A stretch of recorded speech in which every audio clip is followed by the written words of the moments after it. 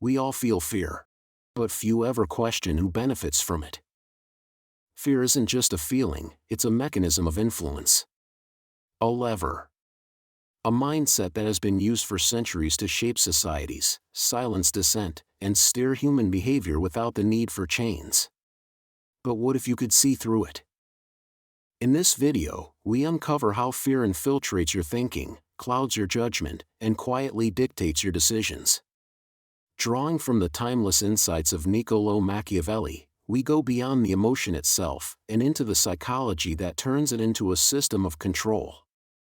And what you're about to learn isn't just theory, it's how people in power have controlled the masses for centuries.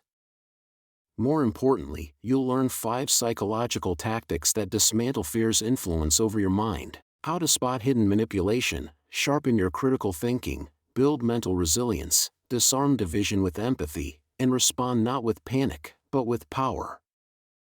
Because once you understand how fear works, you don't just resist it. You master it. Fear has always been the most loyal advisor to power. Long before man wrote laws or raised flags, fear ruled, not through words, but through instinct. It was the original authority, etched into our nervous systems, whispering one command: survive. In its earliest form, fear was not complex. It didn't require language or philosophy. It lived in the body, the racing pulse, the tightened jaw, the instant readiness to flee or fight. It wasn't cowardice, it was nature's precision. This fear, primitive and raw, protected early humans from predators, harsh elements, and unfamiliar tribes. And so, from birth, the mind learned that fear was useful. And more importantly, it was powerful. But as civilization emerged, the role of fear evolved. No longer was it enough to be afraid of beasts. Now, man became the predator of man. Societies were built, hierarchies formed, and with them came a new kind of fear, social fear. The fear of exile. The fear of shame. The fear of being seen as weak or disloyal. These new fears weren't written in the body, they were carved into the soul. Here, Machiavelli understood something that others ignored: that fear, when used wisely, could build empires. A leader who wished to be obeyed did not need love, he needed control. And fear, unlike love, does not waver. It does not question. It submits. Social fear became the invisible chain that kept people in line.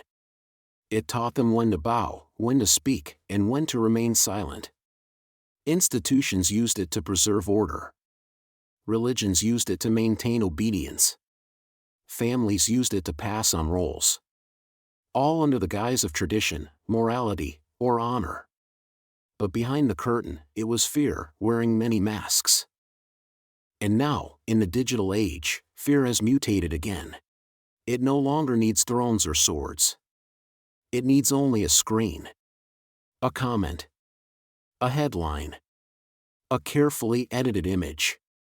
Misinformation spreads faster than truth because it's designed not to inform, but to provoke.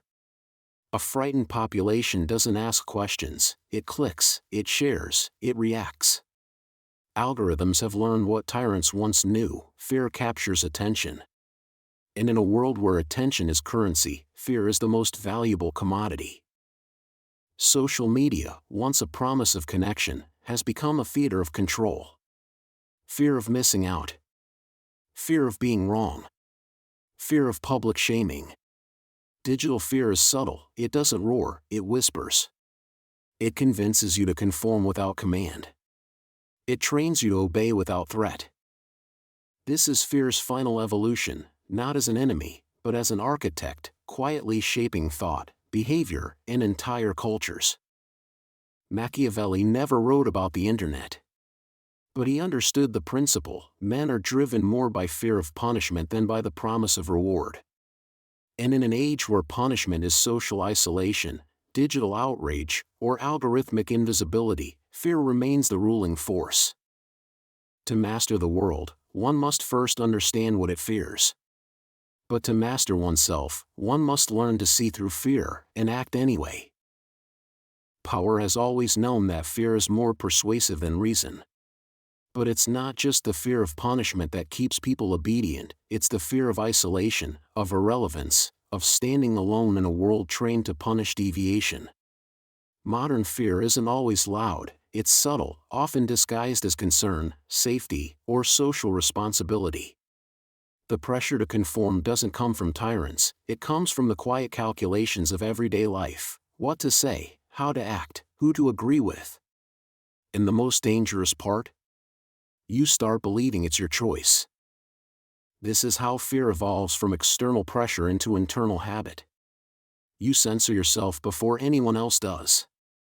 You nod, smile, agree, not because you're convinced, but because it's easier. Because invisibility feels safer than conflict. And little by little, you abandon clarity for comfort. But Machiavelli would call this the perfect submission, not forced, but volunteered. A population that polices itself is far more stable than one ruled by open violence. That's why fear isn't just political, it's personal. The battlefield is your own mind. And the only way out is to sharpen your awareness of how fear subtly bends your thoughts, choices, and values. Fear doesn't just protect us. It shapes us. The same mechanism that once warned us of predators now rewires our thinking in far subtler, and far more dangerous, ways. Today, we rarely run from wild beasts, but our minds still react as if we do. A vague threat, a harsh word, a shift in tone, and our reasoning collapses. We don't think, we scan for safety. And safety, when we're afraid, often means obedience. Fear hijacks perception. It narrows the lens through which we see the world, making uncertainty feel like danger and dissent feel like betrayal. Critical thinking shrinks. Risk evaluation skews. We overestimate threats, underestimate our power, and cling to the illusion of control, even when it's merely a leash. As Machiavelli observed, men shrink less from offending one who inspires love than one who inspires fear, for love is preserved by the link of obligation which, owing to the baseness of men, is broken at every opportunity for their advantage, but fear preserves you by a dread of punishment which never fails. He understood what most still fail to see: fear is more reliable than love because it bypasses morality. A terrified mind doesn't argue, it submits. That's why fear is so powerful in persuasion. From political campaigns to corporate marketing, fear is the most efficient motivator. You don't need to inspire, just threaten what people value: their safety, their image, their comfort. Suggest that their job is at risk, that they're not enough, that they'll be left behind, and you've already shaped their behavior. Not through force, but through illusion. Fear does the work for you. This tactic has been refined for centuries. Machiavelli didn't invent fear-based control, he merely exposed it. Today, it's algorithmic, personalized, weaponized. Social media feeds you fear in small, addictive doses. News cycles train you to expect catastrophe. The result? Chronic alertness. We live in a world where the amygdala never sleeps. And the cost is high. Fear, when sustained, becomes internalized. What starts as a survival reflex turns into a psychological prison. Anxiety disorders, phobias, and compulsive behaviors are modern symptoms of ancient instincts left unchecked. The body tenses as if attacked. The mind spins with imagined threats. The system burns out. Machiavelli never sugarcoated the reality of human nature, and neither should we. He wrote, "It is much safer to be feared than loved if one must choose." But what he didn't ignore is this: fear works best when invisible. The most dangerous fear is not the one we feel in a moment of crisis, it's the quiet one we carry daily, believing it's just part of who we are. Fear is a tool. But like any tool, it can either be wielded or resisted. In a world where manipulation thrives on uncertainty, and power often disguises itself in the form of protection, mastering fear becomes not just a survival skill, but a political act. For Niccolò Machiavelli, fear was not to be avoided, but understood, weaponized, and, when necessary, diffused. What follows are 5 psychological strategies not meant to soothe, but to sharpen. They won't teach you to avoid fear, they'll show you how to confront it, strip it of its disguise, and move through it with control. These aren't soft ideals or motivational fluff. They're hardened methods, forged in political fire, shaped by centuries of human behavior, and made urgent in an age where fear is engineered, monetized, and fed to us daily. First strategy is train the mind to question. Critical thinking is armor. Machiavelli understood that the public could be swayed not by truth, but by the appearance of necessity. Fear, when unchallenged, distorts facts into beliefs and beliefs into submission. That's why the first line of defense is intellectual, to think clearly even when emotion screams otherwise. In The Prince, Machiavelli writes, "Everyone sees what you appear to be, few experience what you really are." This is a lesson in optics, and in illusion. Those who wish to control others know how to manipulate appearance. But those who wish to remain free must learn to see through it. In today's world, that means developing the discipline to question how we know what we think we know. Who benefits from this fear? Who profits from my outrage? What assumptions am I making, and what information am I missing? To train critical thinking is to turn one's mind from a sponge into a scalpel. Learn to trace information to its source. Study the motives behind messaging. Observe the emotional hooks buried in headlines and speeches. Every time you resist the rush to judgment, every time you withhold belief until understanding is earned, you reclaim agency from fear's grip.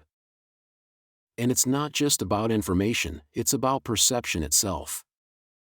Fear doesn't just distort what you think, it distorts how you think. It narrows your focus, collapses your options, and makes obedience feel like wisdom.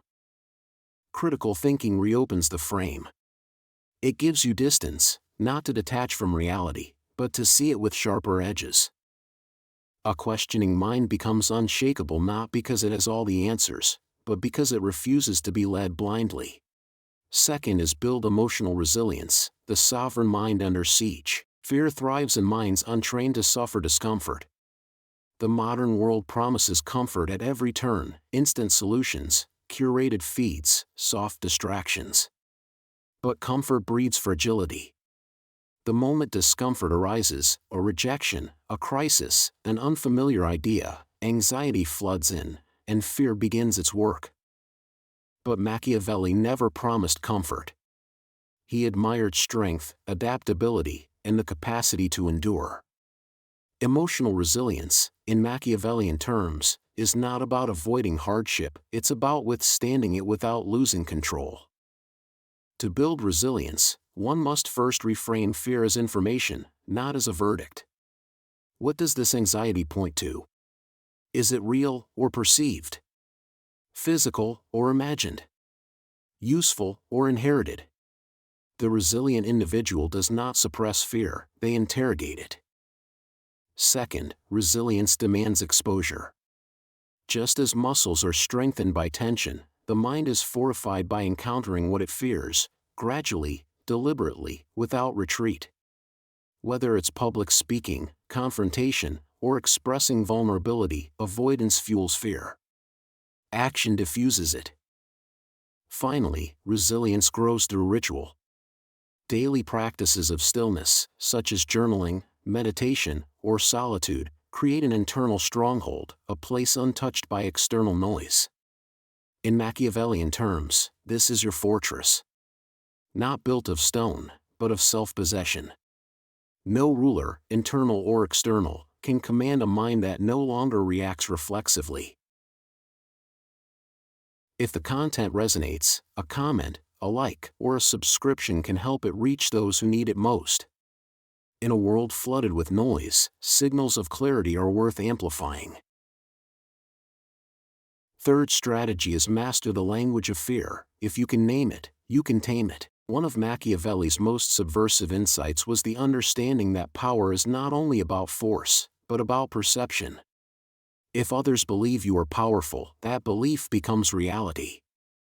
The same is true with fear. If you can define it, you shrink its shadow. This is the art of naming the enemy. Vague fears, failure, judgment, not being enough, control us precisely because they are undefined. Once fear is examined under light, it loses its mystique. The mind needs language to master emotion. Without articulation, we drown in fog. Journaling, philosophical dialogue, or guided introspection can serve this purpose. Ask, what exactly am I afraid of? When did it begin? Who benefits from me staying afraid? These aren't just therapeutic questions, they are political ones. Because fear, unnamed, can be exploited. But fear, named, becomes a tool you hold. But the most important shift comes later, when you stop just resisting fear and start turning it into advantage. In Discourses on Livy, Machiavelli states, "A wise man ought always to follow the paths beaten by great men and to imitate those who have been supreme." To imitate the wise is to learn how they name their fears and direct their action, not how they suppress emotion, but how they channel it toward power, not paralysis. Fourth, foster empathy, not agreement. Divide and conquer no more. Fear separates. It turns neighbors into strangers, opponents into enemies, the unknown into the threat. Tyrants throughout history, as Machiavelli chronicled, exploited this dynamic relentlessly. It's easier to control a population divided by suspicion than one united by understanding. The antidote is not blind agreement or forced unity, it's empathy. True empathy is not weakness, but strategy. It allows you to see the fears behind aggression, the wounds beneath arrogance, the confusion within dogma. This doesn't mean you accept manipulation, but you understand it. And once understood, you gain leverage. In politics, business, and daily life, the emotionally intelligent individual becomes powerful not by dominating every room, but by reading it. Machiavelli himself practiced this. His letters show a man attuned to the psychology of both allies and enemies, constantly assessing, adjusting, anticipating. To cultivate empathy is not to surrender, it is to expand awareness. The more minds you can enter, the less susceptible you are to the fear-based propaganda that depends on us versus them. You become harder to frighten and harder to divide. And here's the paradox: the more clearly you see others, the less personally you take their fear-driven behavior. Empathy doesn't make you passive, it makes you precise. It lets you step out of the emotional chaos and respond strategically. You stop mirroring tension and start disarming it. In a world where outrage is contagious, calm becomes a form of quiet dominance. Fifth strategy is practice strategic detachment. Control begins where reactivity ends. Perhaps the most Machiavellian of all strategies is detachment. Not indifference, but control. Fear manipulates by hijacking emotional immediacy. Someone insults you, you react. The news terrifies you, you believe. A threat emerges, you comply. The cycle continues. But what if you don't react immediately? Detachment gives you time. And time is power. It allows you to respond, not from panic, but from principle. You observe the manipulation, you recognize the script, and you choose your moment. Machiavelli, though often seen as ruthless, understood the value of restraint. In The Prince, he suggests that timing, not just strength, determines survival. A prudent man should always follow in the path trodden by great men and imitate those who have been supreme. In context, this is not about imitation in behavior, but in strategy. Great minds do not allow others to set the tempo. They control the rhythm of their choices. Practicing detachment means stepping back from the emotional theater. Before reacting, you pause. Before panicking, you verify.